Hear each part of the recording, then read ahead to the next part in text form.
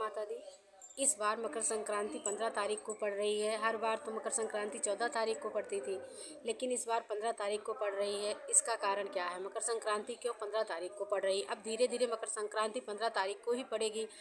पहले मकर संक्रांति 14 तारीख को पड़ती थी, लेकिन हर वर्ष थोड़ा थोड़ा अंतर आता चला जा रहा है। इस बार सूर्यदेव 14 तारीख को रात्र में 2:43 पर धनु राशि से मकर राशि में प्रवेश करेंगे।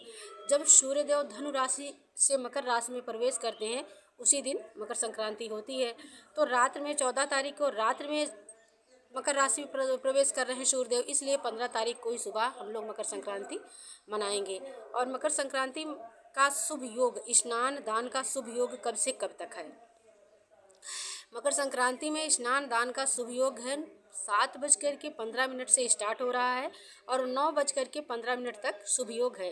इस समय हम स्नान कर सकते हैं, दान दे सकते हैं, जो भी हो सकता है। सूर्य को अर्घ दे, स्नान करें, दान करें। और मकर संक्रांति में स्नान और दान का ही विशेष महत्व बताया गया है। जो व्यक्ति मकर संक्रांति में स्नान और दान करता, अश्वमेघ ये कई गुना अश्वमेघ यज्ञ के बराबर पुण्य फल प्राप्त होता है।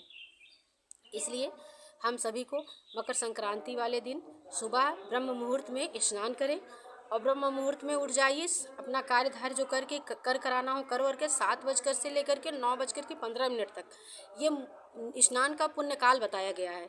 इस समय आप स्नान कर लीजिए और खिचड़ी का दान इसमें दिया जाता है, काले तिल का दान दिया जाता है, गुड़ का दान दिया जाता है और जो यथासंभव हो हमारे दक्षिणा वो दान दिया जाता है। इसमें स्नान दान का ही महत्व है और सूर्य के अर्घ देने का महत्व है।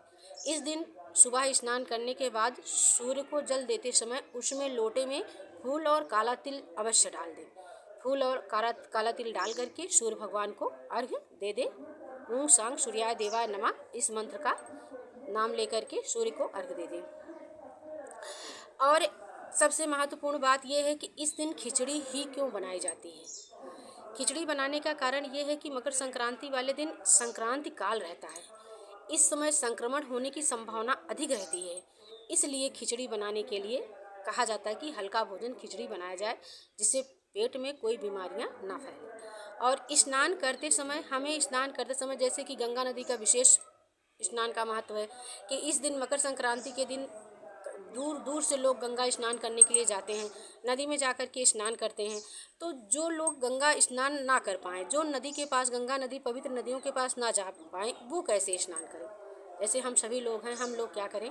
हम लोगों को अपने घर में टब में या बाल्टी में जिससे हम नहाते हैं उसमें गंगा जल के थोड़ी बूंद डाल दें, थोड़ा सा गंगा जल डाल दें। अब थोड़ा सा काला तिल ले करके हाथ में रख करके पानी मिला करके उपटन जैसे मसल करके पूरे शरीर में लगा लें।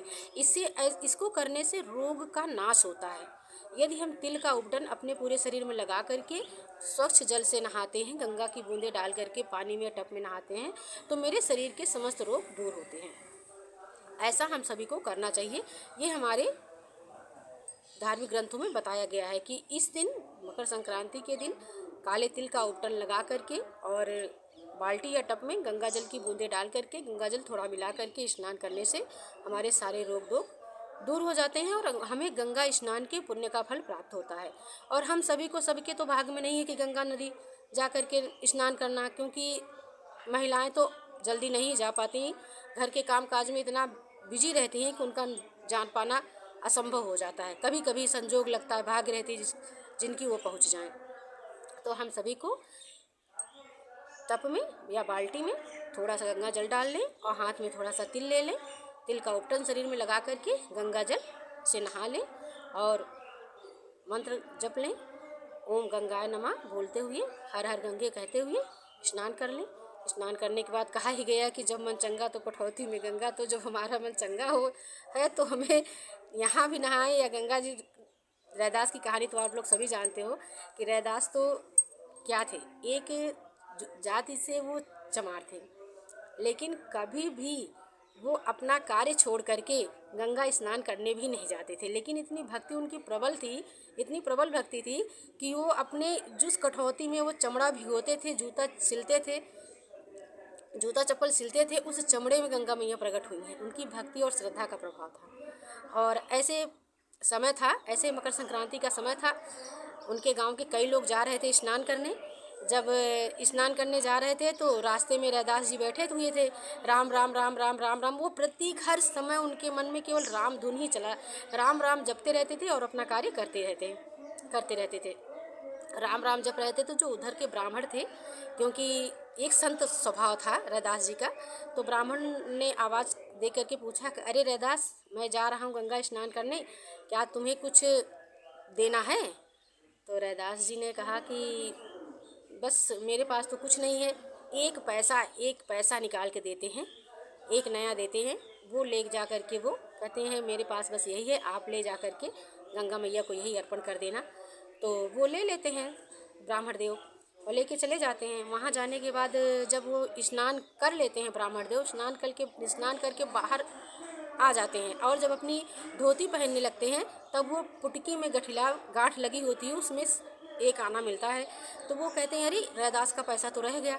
जैसे ही वो दौड़ करके खोल करके जाते हैं गंगा माँ में, वो पैसा फेंक करके ऐसे डालते हैं, तुरंत गंगा मैया का हाथ निकल आता है और रैदास का एक नया हाथ से पकड़ लेती हैं और रैदास को वापस, मतलब रैदास को वो कंगन, एक सुंदर सा अद्भुत कंगन भेंट देती हैं। ये कहानी आप सब लोग जानते हैं, किसी और दिन सुनाएंगे इसको, ये कथा, लेकिन आज तो हमारी मकर संक्रांति के ऊपर बताना है।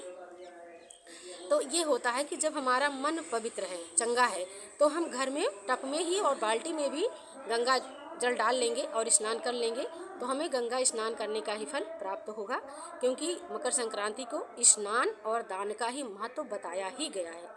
इसलिए इस दिन खिचड़ी चावल मिली, खिचड़ी का काली उड़द की दाल और चावल मिलाकर के खिचड़ी का, जिसमें काला तिल हो और जो भी हमारे पास सामान हो यथाशक्ति, घी हो, नमक हो, सब कुछ डाल करके दान देने का फल है। खिचड़ी का दान देना इसमें शुभ माना गया है, क्योंकि मकर राशि शनिदेव की है। सूर्यदेव शनिदेव की राशि में प्रवेश करते हैं, तो इसलिए सब कुछ अच्छा हो, मेरा साल अच्छे से बीते, क्योंकि शनिदेव की महिमा और प्रकोप आप सभी जानते हैं, किसको राजा बना देते हैं, किसको रंक बना देते हैं। इसलिए हम लोग उड़द की दाल और खिचड़ी का दान देते हैं कि हमारा साल अच्छे से बीत जाए, शनिदेव का प्रकोप हम लोगों को ना सहना पड़े, सूर्यदेव की हम लोगों पे कृपा बनी रहे। इसलिए इस दिन दान का बहुत बड़ा विधान है। और एक बात है कि भी महाभारत का युद्ध बीत चुका था। महाभारत के युद्ध बीतने के बाद भीष्म पितामह जी बाण की सैया पे लेटे हुए थे और सब लोग उनसे मिलने गए और सब लोग भी गए, भगवान कृष्ण भी गए मिलने। तो भगवान ने पूछा कि युधिष्ठिर भी साथ में थे कि आप अपने प्राण का त्याग कर दीजिए, लेकिन भीष्म पितामह ने कहा अभी नहीं, क्योंकि जब सूर्य उत्तरायण होंगे तभी मैं अपने प्राण का त्याग करूंगा, क्योंकि उस समय सूर्य दक्षिणायन रहते हैं। ये मकर संक्रांति के पहले जब सूर्यदेव धनु राशि में रहते हैं तो सूर्यदेव दक्षिणायन रहते हैं, और मकर संक्रांति के बाद जब सूर्यदेव मकर संक्रांति में जाते हैं तो उस समय उत्तरायण हो जाते हैं।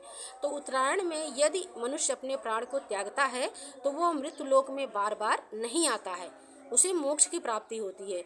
और जब सूर्य दक्षिणायन रहते हैं उसमें अगर इंसान की मृत्यु होती है, मनुष्य की मृत्यु होती है, तो उसे फिर मृत्यु लोक में लौट करके आना पड़ता है। इस तरीके से अन्य कथाएं हैं मकर संक्रांति की। और एक छोटी सी कथा और मकर संक्रांति की है कि एक बार बाबा गोरखनाथ जी थे, उन्होंने अपने शिष्यों को कहा कि तुम लोग जाओ, आज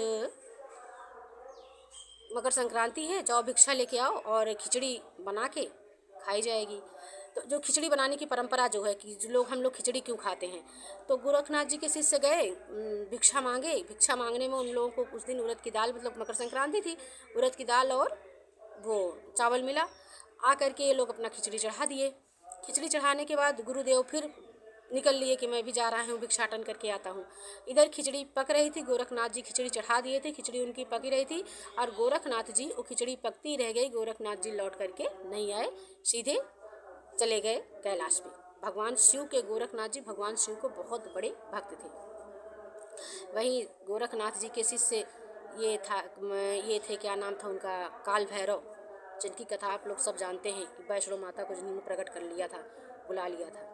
तो ये है मकर संक्रांति की महिमा और मकर संक्रांति की कथा। मकर संक्रांति में हम लोगों को ब्रह्म मुहूर्त में उठ करके जिस समय पंचांग के अनुसार बताया गया है उस मुहूर्त में हमें स्नान करना चाहिए। स्नान करके दान करना चाहिए यथाशक्ति, जो हमारे पास हो।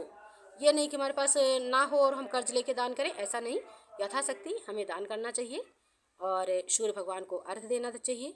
अर्घ्य दे करके उनको नमस्कार करना चाहिए। अपने घर कल्याण की, परिवार के कल्याण की कामना करनी चाहिए। और जय माता दी, जय माता दी, जय माता दी।